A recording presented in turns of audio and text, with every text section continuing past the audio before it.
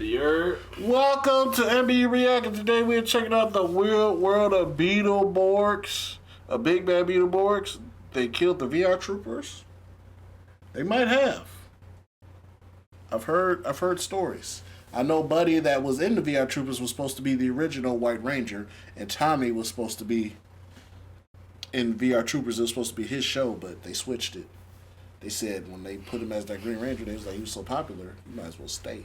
So they let Buddy, instead of him coming to be the White Ranger, he was supposed to come on the show, be a little interest, maybe a love interest for Trini, and then be the White Ranger. But they was like, nah, we could just keep Tommy. Because Tommy shot a pilot for that episode. And I watched it on YouTube. They stole the Green Ranger theme song and just reworded it. They had the Green Ranger thing, they just reworded it VR Trooper. And I was like, y'all dirty. And they was probably like, nigga, why are we switching it? Just switch it. If he's the most popular, you know how companies be greedy. yeah. Man, switch it back. Finna have Tommy here forever, boy. Sign his contract. But anyway, this is Tree, I'm Green, and let's see what they're talking about, the big bad Beetleborgs. It's like someone showed up, bought 1,000 hours of Power Rangers and asked it to write its own Power Rangers script. 3 kids become superheroes dressed like robot bugs after breaking into a haunted house and meeting a genie that looks like Elvis. They have to fight the forces of evil and maintain their secret identities while trying not to get eaten by Dracula, Frankenstein, Wolfman, and the Mummy, who live in the haunted house with the genie who gave them their powers. Hi, I'm Dan Larson, and this is the history of Big Bad Beetleborgs. VHSs. When the apocalypse happens, you gonna wish you had a VHS.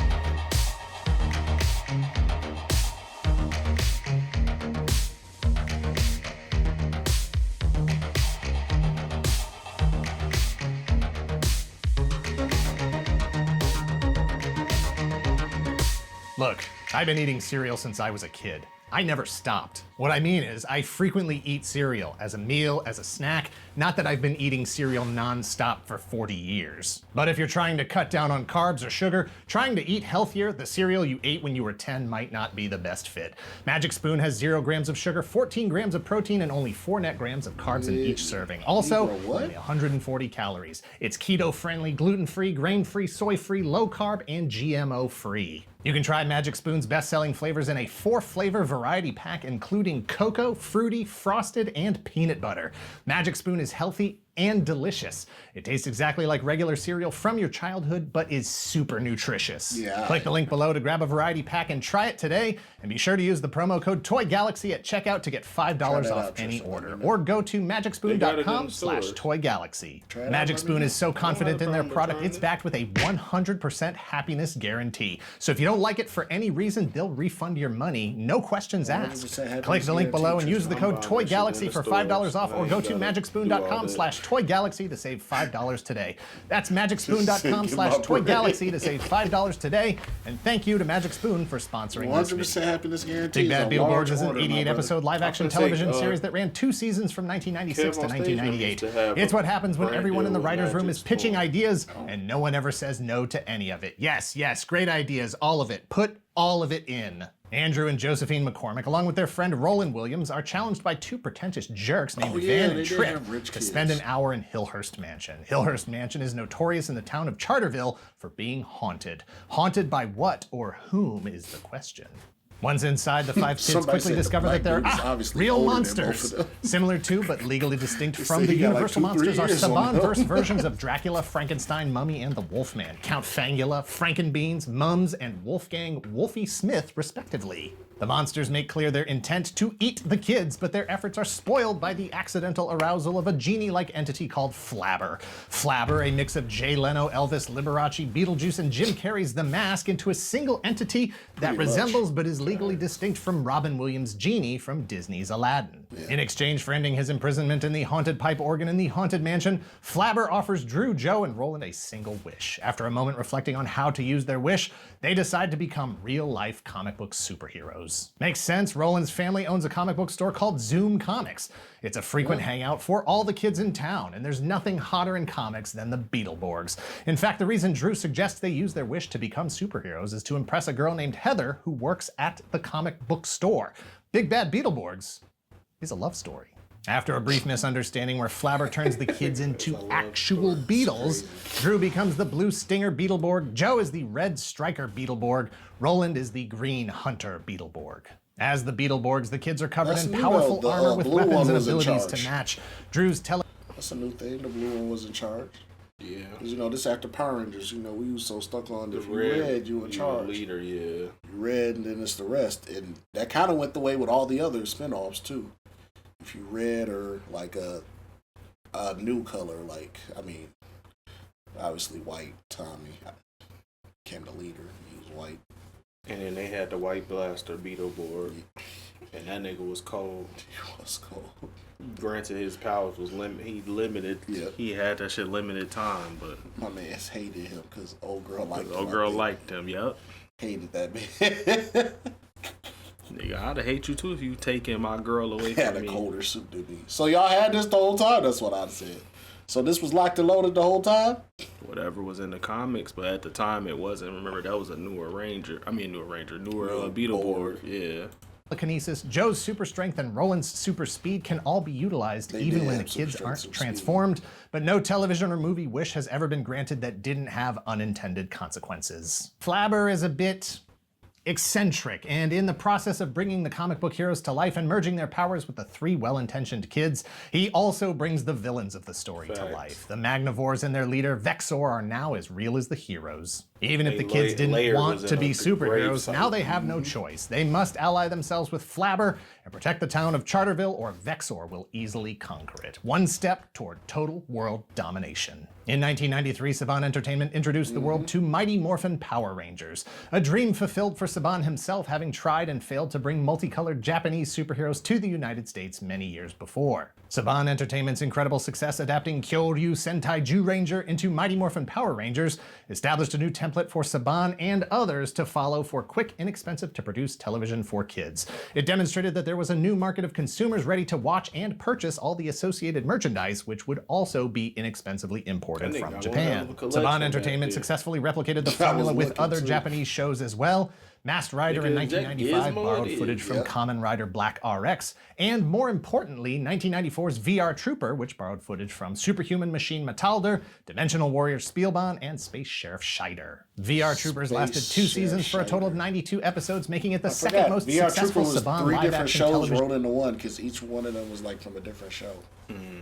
I didn't know that. It was that's why when they morphed, them three were rarely in a fight, if ever. That's why, I gotta go do this. Y'all do this, I'll do this, because it was the different shows.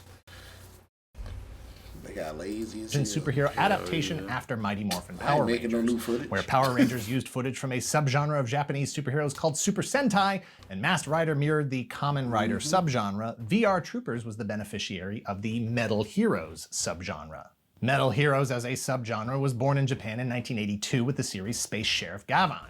Like Super Sentai and Kamen Rider, each year since 1982 brought a new Metal Heroes series with new characters, new armor designs, new villains. Most of them revolving around a cybernetically enhanced or robotic law enforcement officer of one type or another. That changed in 1995 with the series Juko B-Fighter or Heavy Shell Beetle Fighter. The heroes were still cybernetically enhanced superheroes, but now the armor was distinctly insect-inspired in its design. Whether in Japan or in the US, the goal of these shows is ultimately to sell toys. The annual reboot means an annual refresh of the toy shelves. The point of the thing is to constantly renew the look, the theme, the gadgets, the giant robots, the everything. But if the sales are lacking, then more drastic measures have to be taken. In another world, VR Troopers goes on for one more season, and Juko B-Fighter is the new theme for their armor and gadgets. Saban was precariously low on footage remaining from the original 3 shows that made up VR Troopers and needed to decide how to proceed. A transition from one series designs to another needs to be accounted for in the narrative.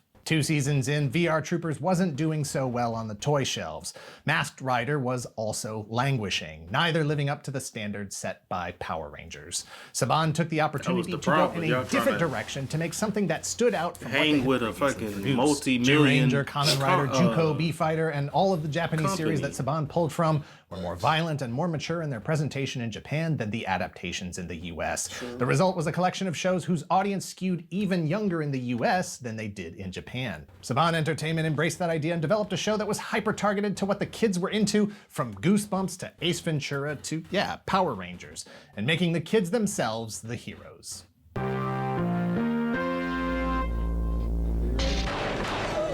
man, I told you the Beetleborgs house was haunted. Whoa, check it out. A haunted house playset, just like the show, with all the house monsters and Flabber. Cool, collapsing stairs. Hold on to the railing, Flabber. On your way down. I remember this commercial. Revolving bookcase. Beetleborgs Haunted House playset comes with monsters and Flabber. New Beetleborg I want metallic action those. figures, each sold separately. Bandai, action satisfaction. I remember that. I was like, I don't Substantial time is given to the characters out of costume, developing the characters without their super suits. The first 2 episodes of the series hardly feature any of the footage borrowed from the original Japanese source. Saban Entertainment did so much work to create the world that one wonders if they could have made the show without even using any Japanese footage at all. But you can't sell the toys that already exist without using the footage of the action that already exists. By the end of the first season, it was time to wrap up the plot lines that included character designs from Juko B-Fighter and move on to the next season's worth of character designs and fight scenes from B-Fighter Kabuto. Big Bad Beetleborgs became Beetleborgs Metallics for season 2, and comic book artist slash Beetleborgs creator Art Fortunes, along with his evil brother Les Fortunes, became integral parts of the narrative, their creations battling each other in the streets on a... Yeah. That nigga say what I think he Mark said. Fortunes and Less fortunes.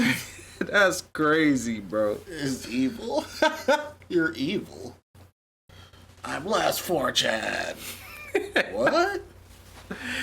That's wild. seasons The worth of name. character designs and fight scenes from B-Fighter Kabuto.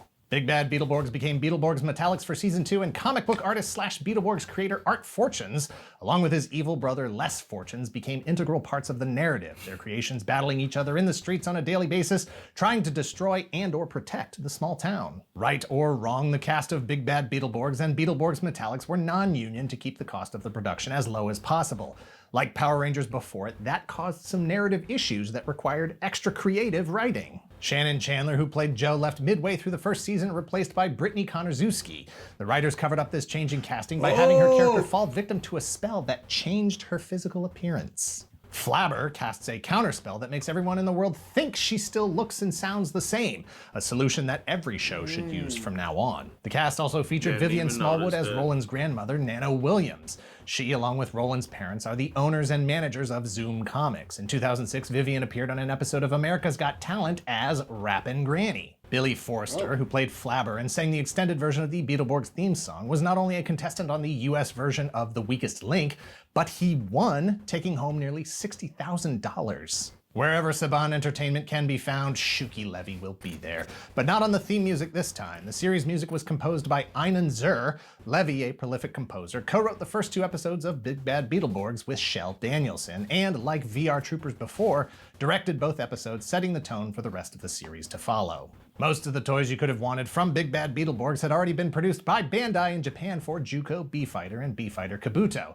Action figures in multiple scales for all 3 hero characters, villains, and characters like Shadowborg, the evil clone of Drew's Blue Stinger Beetleborg. Battery-powered vehicles like the Blue Stinger RV, full-size roleplay items like the Sonic Laser or the Thunder Stinger, deluxe robots like Gigantus, the Mobile Attack Carrier, and even a remember Beetle that. Battle-based I wanna say playset that came with Crafts all or 3 somebody mini had that ATV shit. vehicles and smaller scale figures. And remember, any products that existed at the time for Juko, B-Fighter, and B-Fighter Kabuto, or that have been produced since, are also Beetleborg toys. In 2015, Bandai released fully articulated 6-inch scale versions of all 3 heroes that will fit right in with your import Power Rangers, Masked Rider, and VR Troopers figures. Beetleborgs appeared in comic books in our world as well, and that's a good thing regardless of however brief it was. Despite Saban's ownership of both the Power Rangers and Beetleborg franchises, and their intent to do so, they were unable to execute a crossover on either series.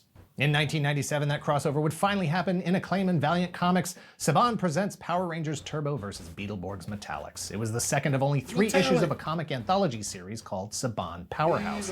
If nothing else, it's easier and a heck of a lot cheaper to pull off a crossover like that in the comics rather than trying to develop it for television. Unfortunately, the Beetleborgs got caught up in the wild storm called Extreme Studios, headed by Rob Liefeld. Liefeld, one of the founders of Image Comics in 1992, was one of the hottest artists in the business at the time.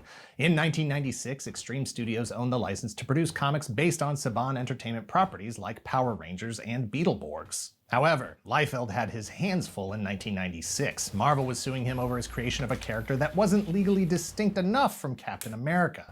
His Image co-founders and business partners were kicking him out of the business because he was making a lot of decisions that were detrimental to their businesses. Right. Only one issue of Power Rangers Zeo was ever produced, written by Tom and Mary Bierbaum, illustrated by Todd Knock. Advertisements in the book teased the possibility of additional issues of Power Rangers Zeo, a Power Rangers Youngblood crossover, and a Beetleborgs series. It's fun to imagine what might have been, but as a wise man once said, it does not do to dwell on dreams and forget to live.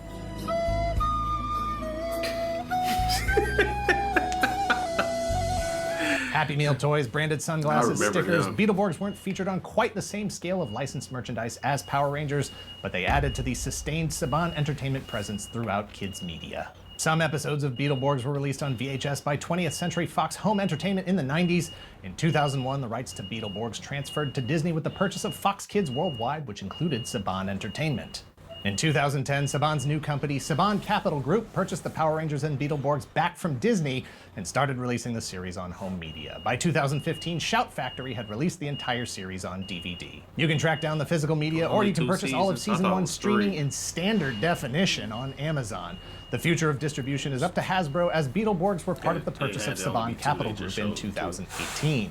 Beetleborgs ended when the supply of footage it was borrowing from Juco B-Fighter and B-Fighter Kabuto ended.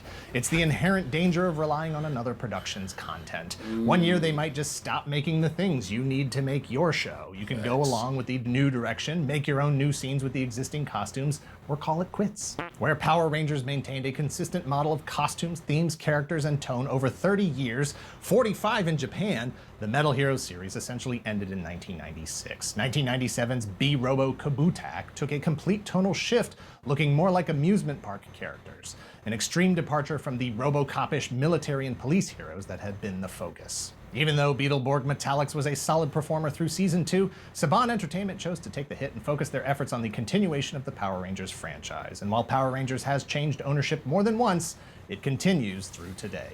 During its time at Disney in 2005, there was talk about a potential Beetleborgs spin-off that would have focused on the various monster characters that lived at Hillhurst Mansion, but that never materialized. Sometimes it is better to leave the dead undisturbed. Who knows what might have been unleashed from the haunted organ this time. It wasn't the Beetleborgs themselves, but some of the suits made an appearance on Power Rangers in 2002 as part of the Machine Empire. During the Power Rangers 10th anniversary celebration episode Forever Red, 9 former Red Rangers and the current Wild Force Red Ranger are seen battling General Venjix and his associates. Venjix is the Shadowborg suit from Big Bad Beetleborgs. His associates are either renamed suits from Beetleborgs or suits that have been mixed and matched to create new characters. Beetleborgs as a trademark is currently abandoned. Hasbro's focus is on the Power Rangers, and any characters that might be featured appear as part of that series. Metal Heroes have made appearances over the years, including Space Sheriff Gavan as Captain Chaku and Jiraiya as Sheriff Skyfire. Big Bad Beetleborgs and Beetleborgs Metallics were a highly successful series with ratings that actually outpaced the ratings for Power Rangers during those seasons. They were a creative high point for Saban Entertainment and their unique production process, even though it was that very process that led to their demise. Yep. Thanks for watching. Please hit like, hit subscribe if you're not already a subscriber. Thank you very much to those who already are. If you haven't heard, we started streaming on Twitch. Find us twice a week at twitch.tv/ToyGalaxy. If you're in the position to help the channel grow, please visit our Patreon or become a YouTube channel member. Please share this video and let us know in the comments down below if you were into Big Bad Beetleborgs. Were you won over by the original characters? Did it seem like a knockoff of Power Rangers because you were 10 and didn't pay attention to who made the things? Or did it inspire you to seek out the original Japanese series and create a lifelong love for tokusatsu? I mean, I didn't know for a long time that when Power Rangers was going on, it was a whole nother series. I didn't know that at all. That for a long time, years, yeah.